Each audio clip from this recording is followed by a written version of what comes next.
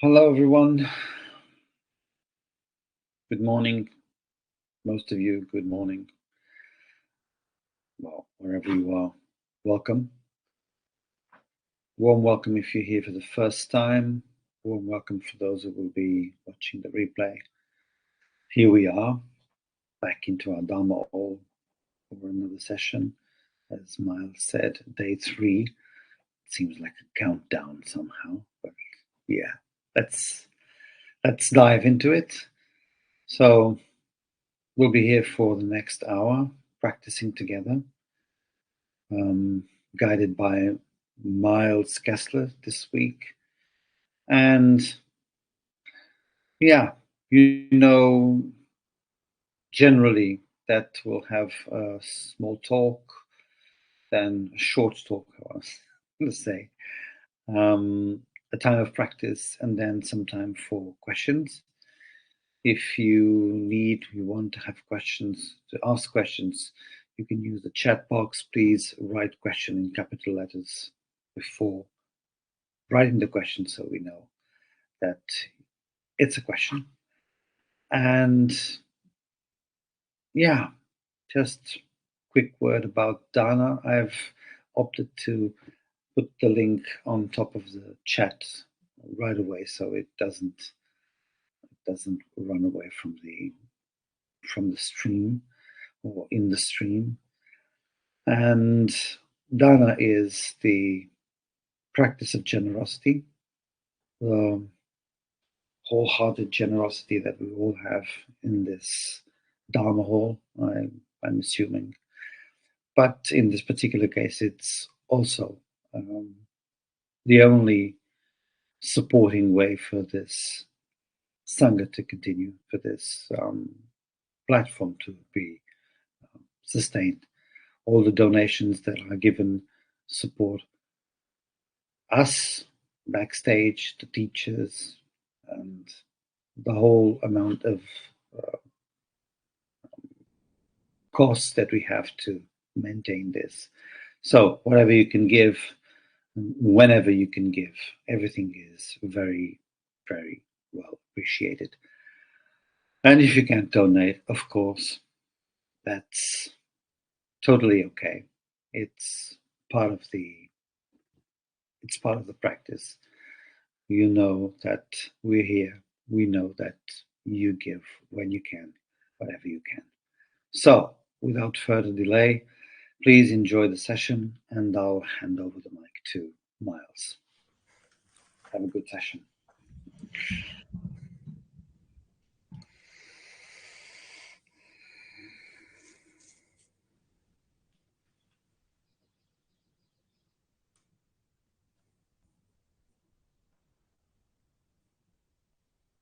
And you can go ahead, Miles. When you speak, your image will come. Okay, thank you. That makes sense. Okay, everybody. First, George, thank you once again for hosting this call, and thanks to Sangha Live for inviting me to share in this week of daily meditations. And thank you all for making the courageous choice to be here together today and organize around the teachings of mindfulness, the teachings of meditation, and the teachings of the Dharma.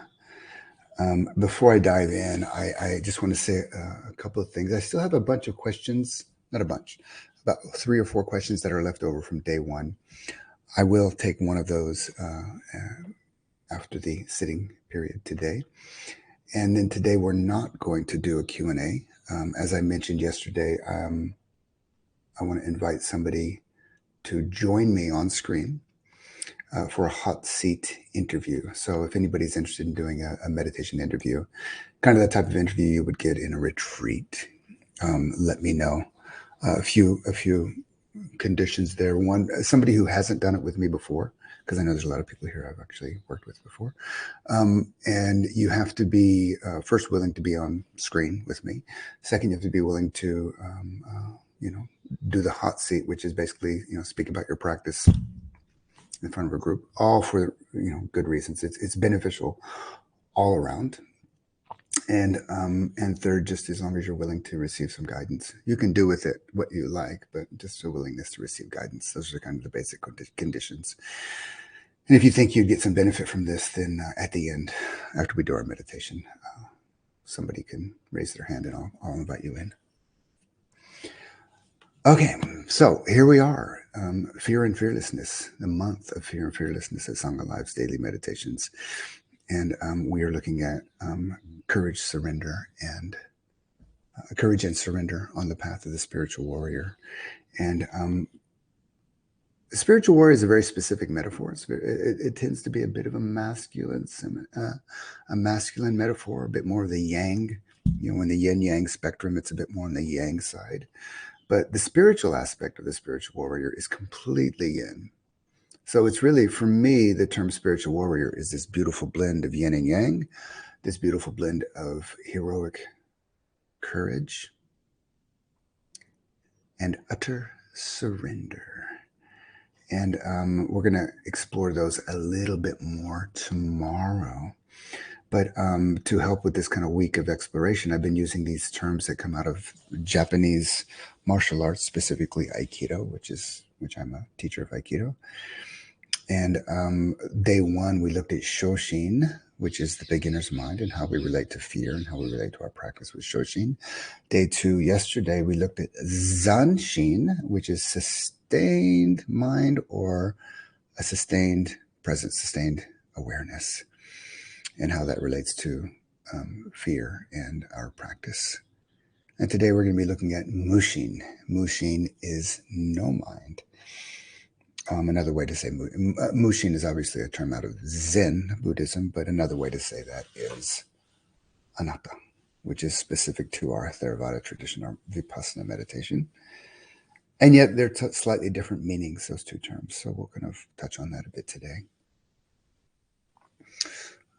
About 8 years ago, maybe 10 years ago, I'm not sure, maybe more. An author, a Buddhist teacher named Rick Hansen, co-authored a book called The Buddha's Brain, and it was a a look at not only the Buddhist tradition of how the practice of mindfulness meditation changes the mind, but also comparing the latest the latest discoveries from neuroscience of how our practice actually affects the brain, mind being non-physical, brain being physical. And science can only study the physical, whereas our practice is not only, obviously we take in the physical into our practice, but we also look at the mind quite a bit. And in the book, he talks about how, I believe the field is evolutionary neurobiology. So how we have been evolutionarily conditioned to be the way we are. And he talks about not the Buddha's brain, but the caveman brain and the cave woman brain. And back in the day, when the caveman and the cave woman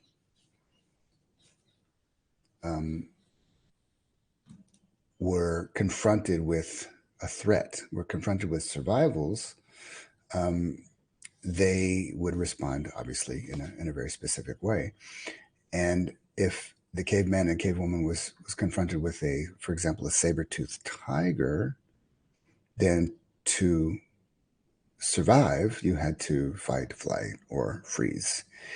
And he gave the comparison of, imagine a caveman who is kind of sitting by the river, but completely paranoid about, is there a tiger behind the bushes? And the other caveman and cavewoman sitting by the river, completely chilled and relaxed about a possible tiger. And Rick Hansen said there were basically two mistakes that the caveman and cavewoman could make. The first is that they think that there's a tiger behind the bushes, but there isn't. First mistake number one. Still ignorance. There's not really a tiger there. But they think there's a tiger there, but there isn't. The second type of mistake was that they don't think there's a tiger behind the bushes, and there actually is a tiger behind the bushes.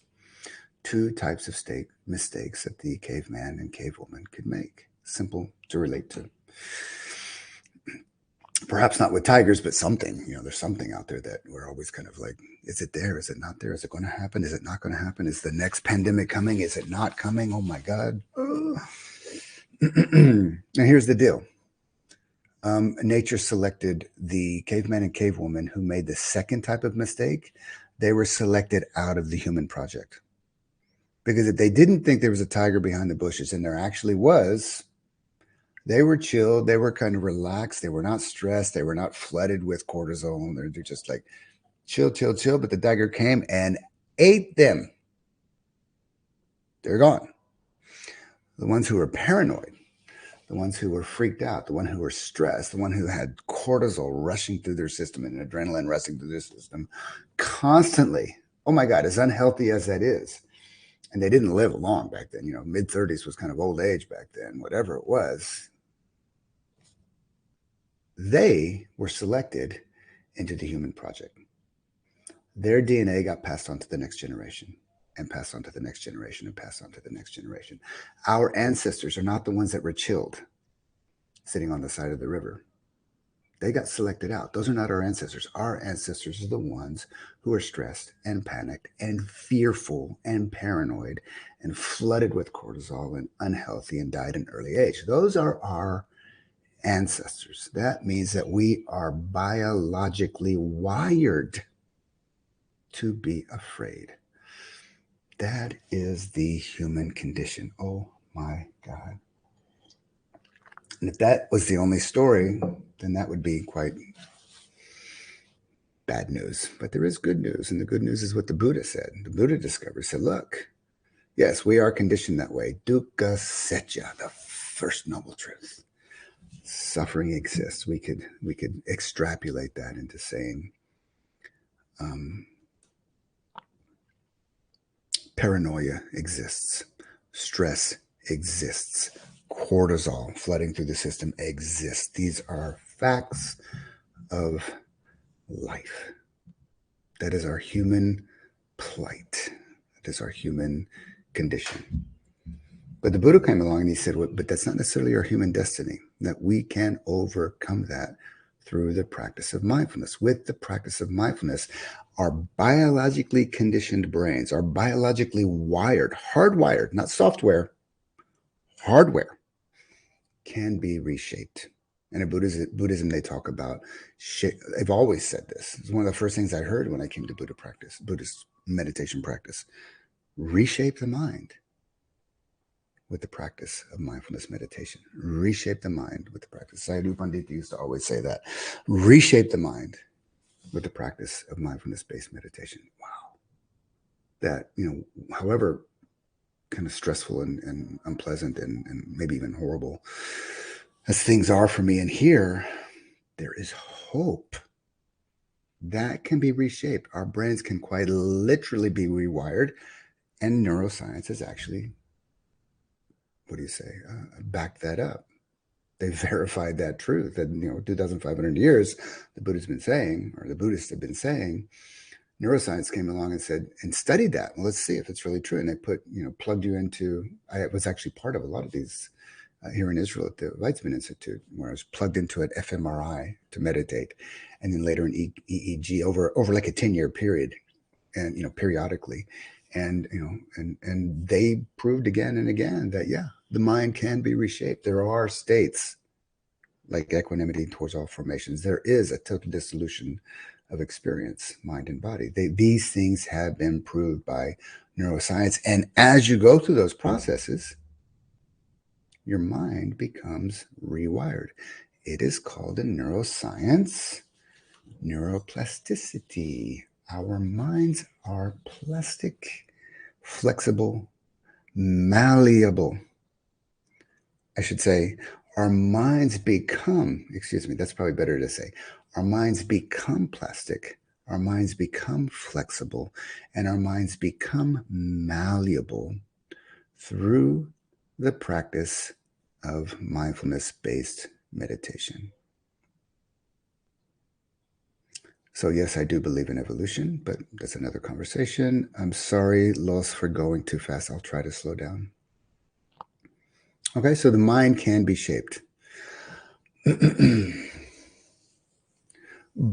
in the book, The Buddha's Brain, they also point out how we are evolutionarily conditioned towards negativity, that our minds are like Velcro, or in German, you say Klettverschloss. In Dutch, you say Kletterband, this kind of, this material that sticks together. Our minds are like Velcro for negative experiences. And conversely, our minds are like Teflon for positive experiences. So when we have a positive experience mentally, physically, in our nervous system and in our brain, it's, wow, that's wonderful. And it tends to slip away rather easy. When we have a negative experience in our body, in our mind, in our brain, in our nervous system, the mind holds it, it sticks, and it stays there for some time. That's just how things are. And you can probably relate to that. So that has implications in our practice. Because if we want to reshape the mind, if we want to let the unskillful mental states gradually decrease and the skillful mental states gradually increase, we have to put our focus on negative experiences. For example, fear, giving it space, giving it awareness so that karmic fuel can burn out, that stickiness of the mind can start to let go and it'll slip away, number one. And then when we have positive, wholesome, healthy, skillful mental states and healthy, wholesome experiences, we also need to give that a lot of space to cultivate it and nurture it, that it doesn't slip away so quickly. And this is the same thing with fear. We want to, when fear is arising, first and foremost practice is to accept that fear is arising. First and foremost practice is to accept it. That is a noble practice. That is a high level practice. Fear is dukkha, basic unsatisfactoriness. And as I was speaking about yesterday, like downstream concerns are full of fear. Upstream, at the source of the spring, or whatever it is, the source of the experience, there's no fear. There's no split. There's no self-other. It's all one. It's just the conceptual idea of self and other is the duality of things is not there at the source. The first moment downstream is a split, and that's fine. That's just how reality is. Therefore, we have fear. Where there is other, there too you shall find fear. Beautiful truth from the Upanishads. So what are the practices that will help us lead to this kind of source?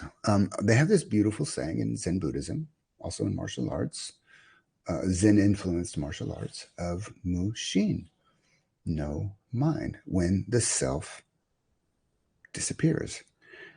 The sense of self, when the sense of self disappears, no mind is kind of, it's a non-conceptual reality. It's a direct experience of reality, the bare experience of reality without any conceptual filters. No mind. One of the best practices. Hang on, let me just check my time here because I want to.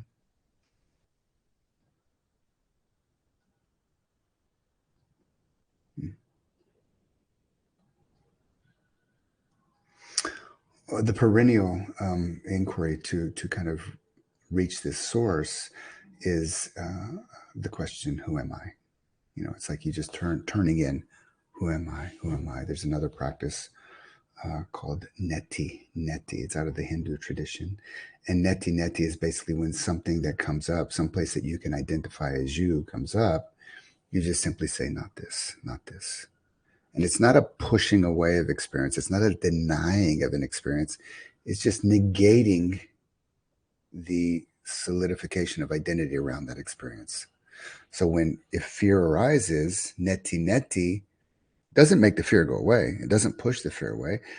Fear arises, neti neti just helps you to differentiate from that and realize that the part of me that can observe that experience, fear or some other unpleasant experience, the part of me that can observe that experience, the part of me that can, I'll keep my thumbs in, the part of me that can observe that experience is not fear. So, in other words, fear is arising in me instead of me being inside of fear. Fear is an object of my experience rather than fear arising as identity. And our meditation practice, whether you're dealing with fear or some other challenging mental state, anger or laziness or sleepiness or doubts or worries, or restlessness, desires, fantasies, all of these things that do come up in our meditation practice, any of this stuff, the moment our meditation practice is simply to differentiate our awareness and become mindful of that experience. Not too far, because then it's dissociation. Not too close, because then it's identification. But it's arising. If it's arising in my experience, it can be taken as an object of my experience. It may take some practice, especially the more subtle objects of experience, the more subtle experiences. The breath is easy, physical sensations, or I shouldn't say the breath is easy. The breath is easier because it's gross. Physical sensations are easier because they're gross comparatively. Feelings become a little bit more subtle. Perceptions, thoughts and sights and sounds and smells and tastes, they're a little bit more subtle. Mental formations are even more subtle to be able to see those. Consciousness itself is even more like highly, highly refined. But we have this beautiful capacity to differentiate from whatever's arising in experience and take it as an object. That's mindfulness. There's a part of the mind that's mindful of an experience. And every time we're doing that, there's a neti. It's a not this, not this, not this, not this. Every place where the identity can rest can become fixated. Because it can become fixated, it's not in alignment with the true nature of reality, which is change, impermanent, universal characteristic of all reality. As we identify, what we're doing is we're fixating reality, which goes against the universal law of change. And at some deep down level, we all know that. That is the birth of fear. And then everything that kind of associates with that, control or fighting it or running away from it or freezing and being paralyzed in the face of it.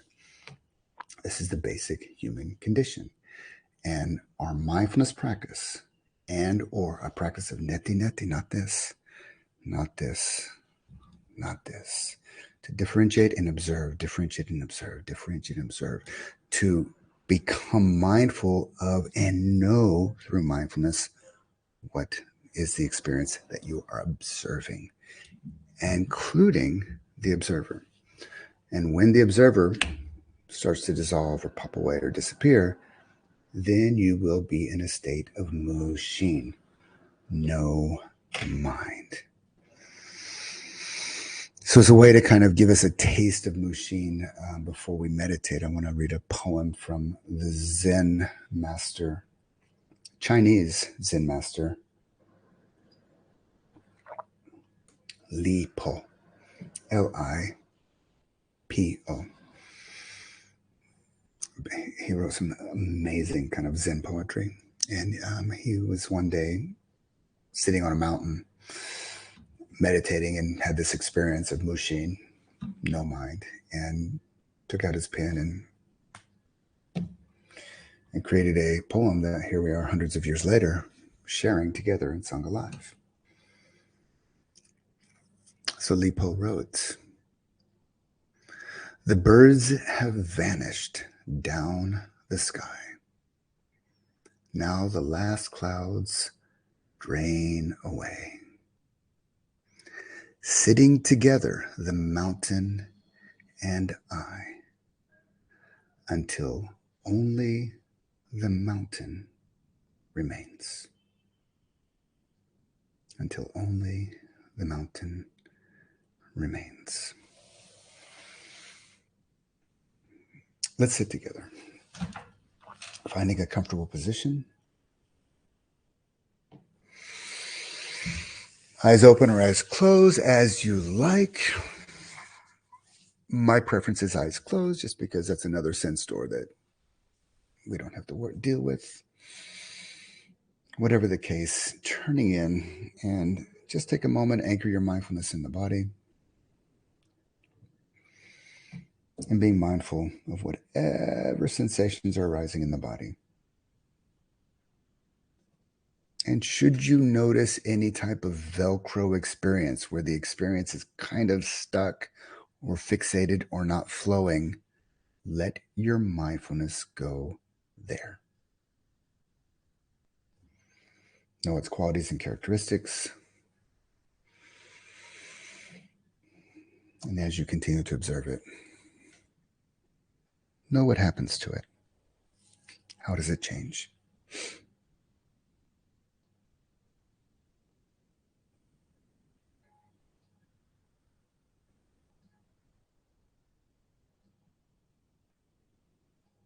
And shifting for a moment your attention to the general feelings. And in this sense, just generally speaking, any pleasantness that's in the mind body, any unpleasantness that's in the mind body, or any neutral feeling. Know that that feeling can also be taken, and from time to time should also be taken as an object of your meditation.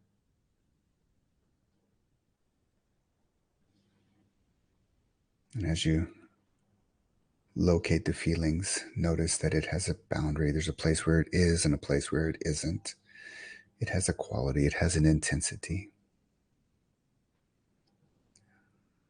Know the characteristic, and as you continue to observe, know what happens to it.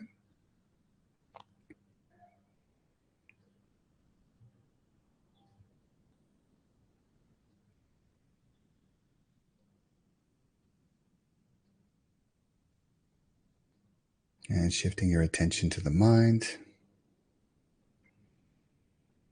and just simply knowing the mental state, knowing the quality and characteristics, particularly noticing if the mind has any fixation or any feeling of stuckness or any feeling of tension. Without preference, accept it as it is, know its qualities and characteristics, and as you continue to observe, know what happens to it.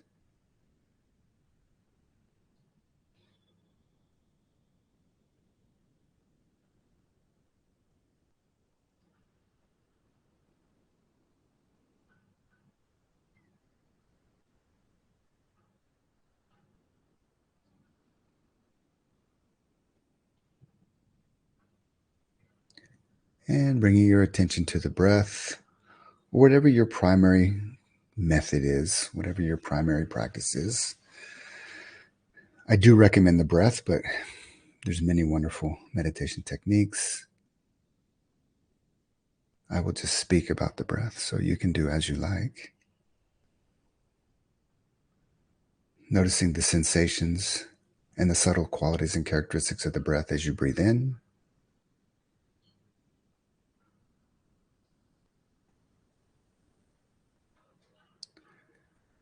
Noticing the sensation and qualities and characteristic of the movement in the body as you breathe out.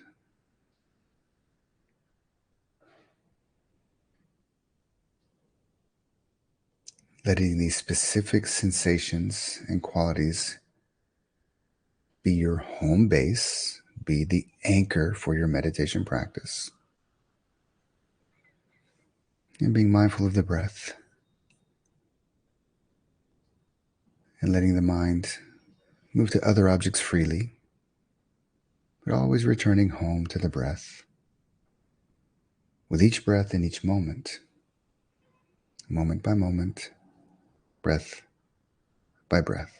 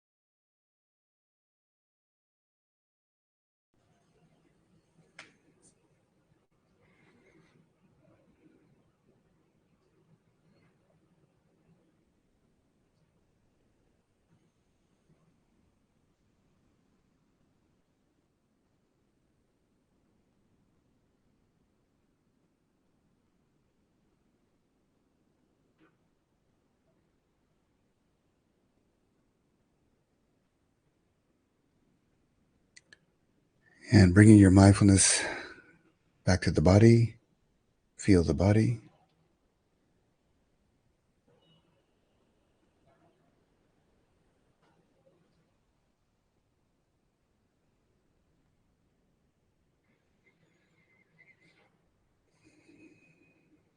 Bring your mindfulness back to the breath. Feel the breath.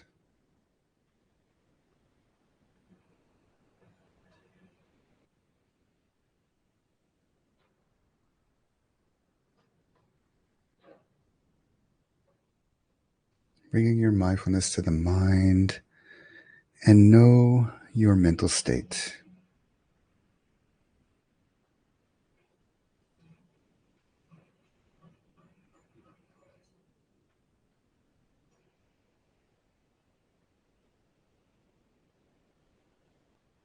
Feeling the space on the inside.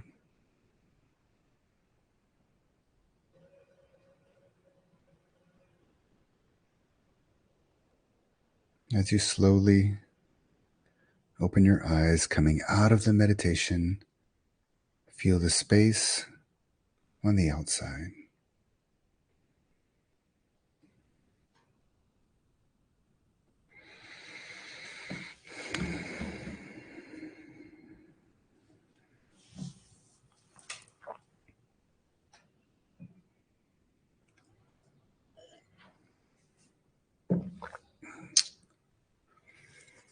So as I mentioned, I'm going to go to one of the questions that was left over from our Monday morning meditation.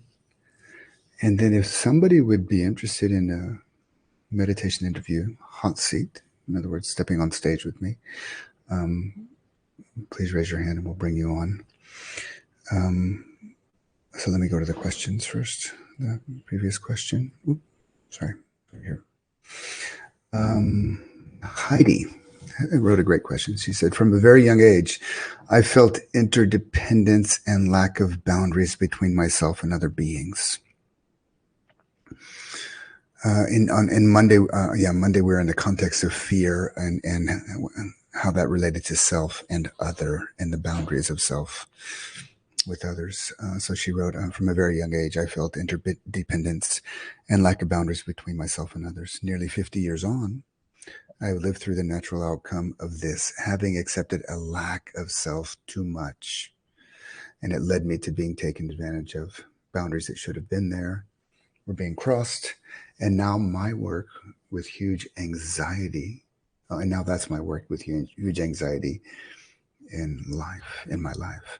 I feel I can feel at home with my practice, but I do not feel at home in the world. Yet I have to live through this world and find a way to thrive, surrounded mostly by people who always put their own interests first. How can I bring my inner and outer world closer together? Yeah, it's I think many of us can relate to that. Well, boundaries are important. We especially if we're in the context of Mushin, boundaries disappear. They're all gone. Some people come to that realization through hard work in their practice or through a dedicated period of practice. Other people experience that from an early age. And society doesn't necessarily reflect that or help us with that. We're not educated to understand what that means.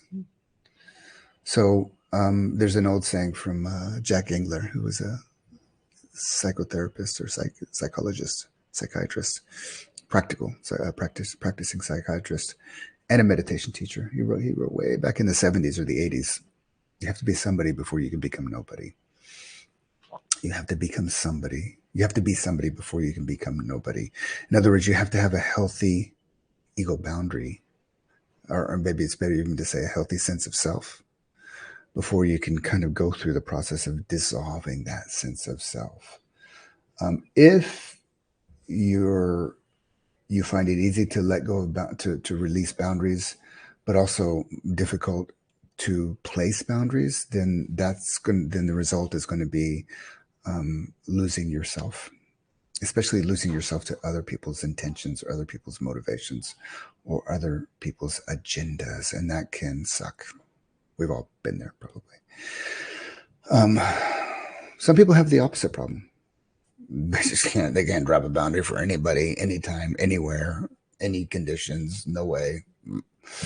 And both of us suffer. We all suffer under both of those conditions. So ultimately speaking, spirit has no problem with boundaries. Ultimately speaking, spirit has no problem with no boundaries. It's ourself that has problems with it. And if placing healthy boundaries is the work that you need to do at this particular stage of your journey, then by all means, do that work. And I would even recommend doing that work with a skilled therapist or a counselor or a teacher or somebody who can actually support you in that practice. And just remind you of the saying that Albert Camus, always go too far. It's the only place you'll find the truth. So if boundary is the limit, we need to go beyond that boundary to understand if it's too much or if it's not enough. We might find, I went too far, I got burned. But we also might find, oh my God, I went too far and I am free out here. My potential has been waiting for me. So I hope that helps. Does anybody want to do an interview? We did this last time I did the daily meditations and it was kind of beneficial. So if you do, there we go. Okay, so I'm not sure. I'm not used to this software. I'm going to try to bring you in. George, can you bring, who was that?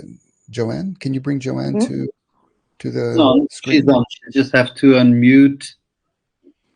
Hi, Joanne. Hi. Hi there. Good morning, Mark. Good morning. Thank you for joining me. Okay, so we have about 10 minutes, which isn't a long time. So to kind of expedite things, I'm going to ask some questions, okay? Sure. And if I need to ask your forgiveness in advance, because if it gets if something gets a little bit irrelevant, I might kind of direct you back to something else, okay? Okay. What is your primary object of meditation? When you sit down, close your eyes, you turn in, you meditate, where do you kind of anchor the mind? The breath, the belly. The breath in the belly. Great. Let's begin there. So can you describe to me what you experience on just the rising process of the breath? Expansion, energy. What kind of energy?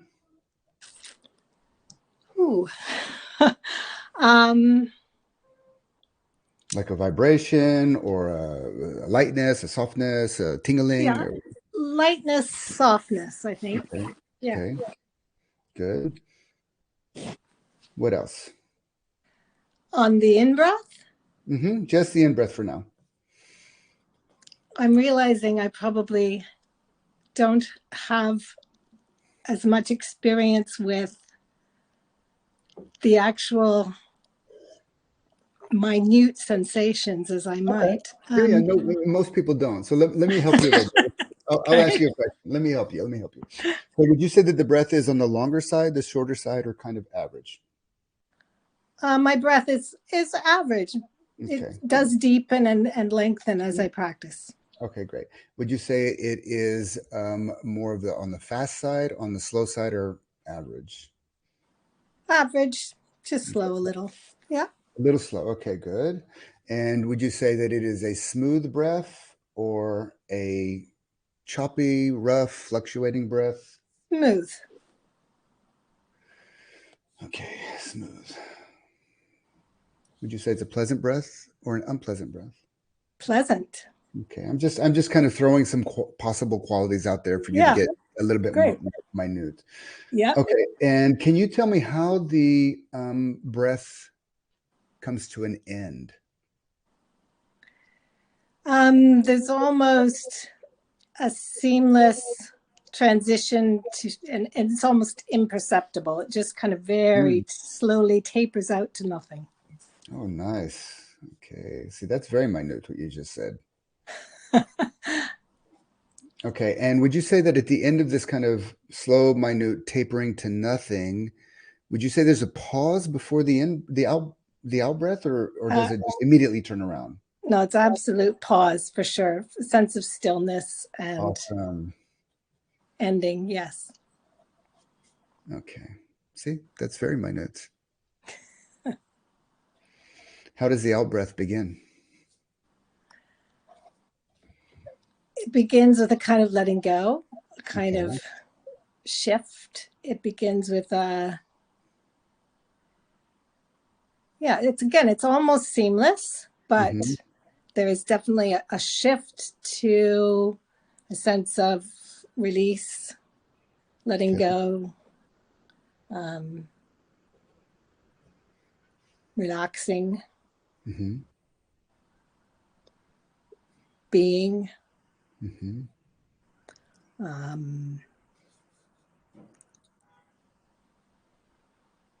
settling into the body, perhaps. Okay, so I'll ask some of the same questions I asked before. Is it a longer, average, or shorter breath? I'd say it's longer, a little longer than average. And longer than the in-breath? Yeah, usually a little bit. Okay. Is it fast, medium, or slow? Or average or slow? Average to slow. Okay. Smooth, rough? Yeah. Smooth. Yeah. Smooth. Do you notice any fluctuations at all?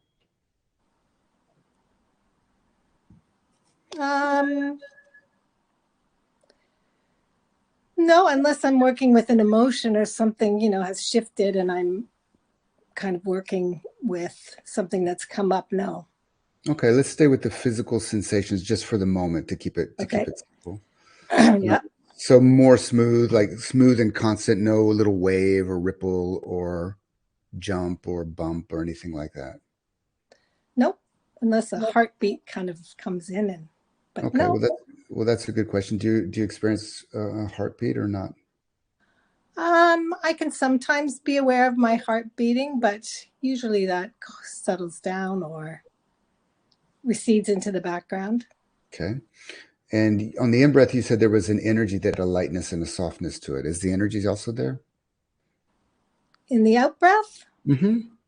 Less energy, I'd say. Is there any energy? Yes, it's very calm and more subtle, maybe, but it's great. Yeah, it's a relaxed energy. Great. And how does the out breath come to an end?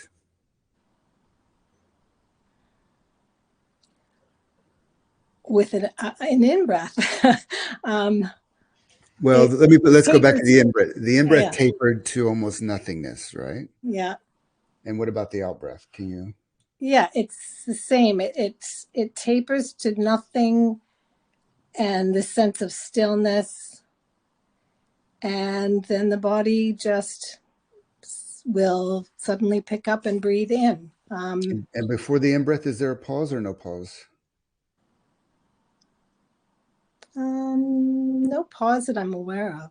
There's a stillness where there's no breath. There is certainly a time of no breath, which I guess feels like a pause, but there's no signal. There's nothing that I'm aware of that precedes the beginning of the in-breath.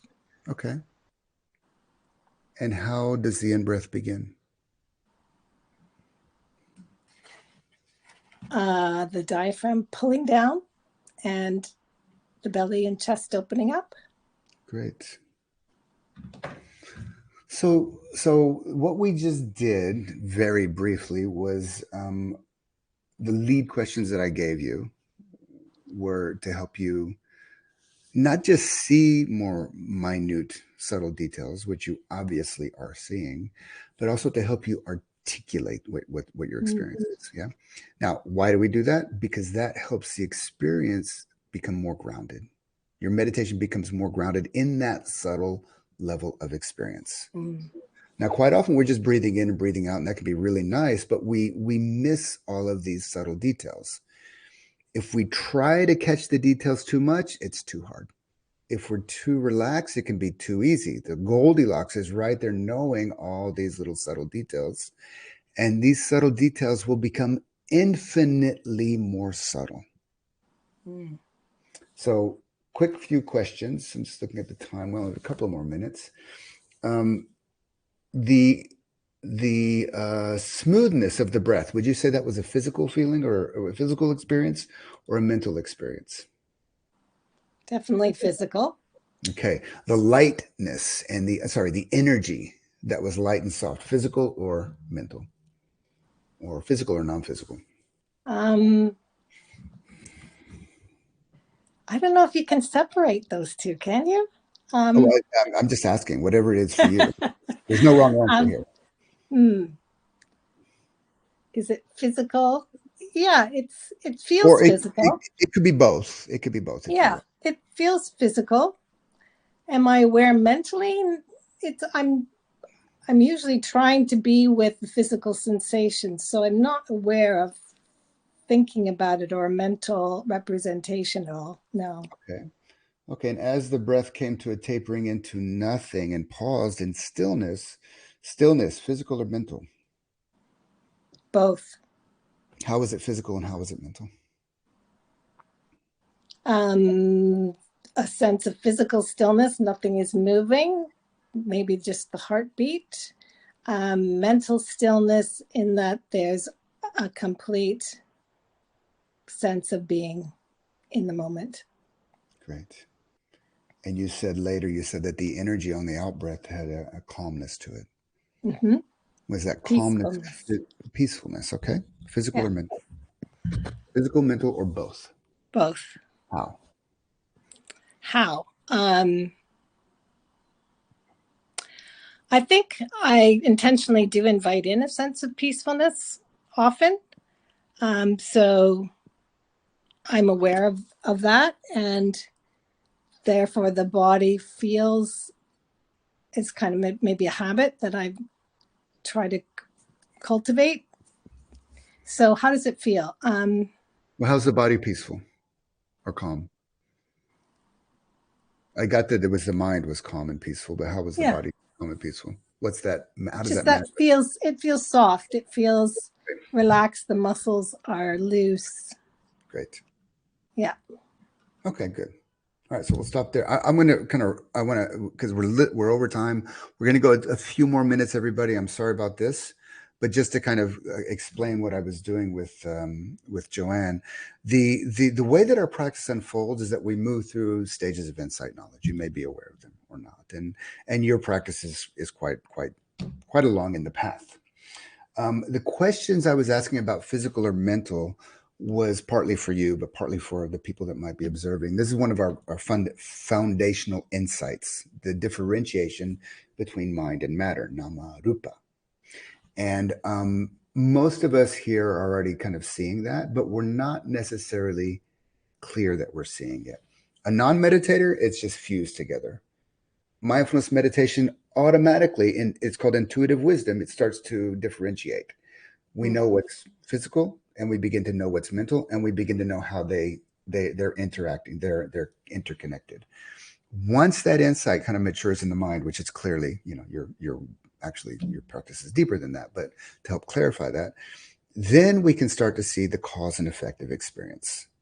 So first I notice the breath, and then it'll be smooth, and then there's a soft energy to it, and then it becomes pleasant, and then it transitions, and then it tapers into nothingness, and there's a pause, stillness, then I see the very beginning. All of that is cause and effect. And it's a deeper insight because the non-meditator can't really see that at a subtle level. But as we practice our meditation, we begin to see that. So for you to help kind of shore up your foundation, and again, I think your practice is a bit further along than what I'm talking about, but to shore up the foundation, every time you recognize a distinction between physical and mental, just kind of reflect on that for a moment. Oh, that's physical, that's mental, that's how they're connected. Every time you recognize cause and effect, observe this and this happens, then the heartbeat arose, then this happened, then it became slower, then it became longer. Notice that cause and effect process. Then where you're kind of, I would say your leading edge and maybe even a bit beyond is when you can see the beginning, the middle, and the end of the breath and all of its details. In other words, the subtle tapering off into the very end, that pause, the quality of stillness, for example, it can be anything. the very beginning. I think you said the diaphragm was pulling, the very beginning of the in-breath, and then following that through its process all the way to the end, then you're seeing the complete breath. And what will happen when you see the complete breath, and this is an insight, it's not something we try to do, it's an intuitive wisdom that arises. What before appeared as a solid breath will begin to break up. So it won't be one solid breath anymore. It might start to appear as parts or sections. So you might start to see little fluctuations. Some people report kind of a heartbeat thing, and then they realize later, oh, that's not really a heartbeat. Might be, I don't know, but they realize that the breath is kind of moving through steps or stages, or it's in waves. That's when you move into that next insight where you begin to see true vipassana, which is the three universal characteristics of impermanence, unsatisfactoriness, and non-self. So you'll start to see change happening physically, manifesting directly through the physical breath. You'll start to see the unpleasantness or the dukkha, and then you'll start to see the anatta, the emptiness, which takes a little bit more time to mature into. Okay? Thank you so much. This is a quickie, but just remember the points. Differentiate between physical and mental. When you see it, don't go looking for it, but when you see it, recognize it, reflect on it. When you see the cause and effect, recognize that, reflect on that. Then when you can see really the entire breath, all the way to the end, pause or no pause, quality of the pause, then the beginning all the way through to the very end, that's kind of your leading edge, Joanna. And a lot of things can begin to happen from there, because now it's really entering it's starting to enter an interesting zone. Last thing I'm going to say, beware that the hindrances can arise here. So all of those desires and aversions and fears and restlessness and doubts and sleepiness, they can all come back at this stage. So if you get captured by them, you kind of will fall back into the beginning, like in the old game Snakes and Ladders. But if you manage to skillfully work with them, or when you're able to skillfully work with them, it'll just continue to take you further. Okay. Thanks again. That's great. Thank you. Thank you. Thank you for to work with.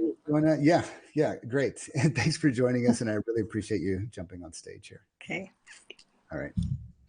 And everybody, I want to thank you all for joining me today in the practice. Tomorrow we're going to be looking at, we did Shoshin, beginner's mind, Zanshin, sustained attention, Mushin, no mind. Tomorrow we're going to be looking at Fudoshin, the unshakable mind.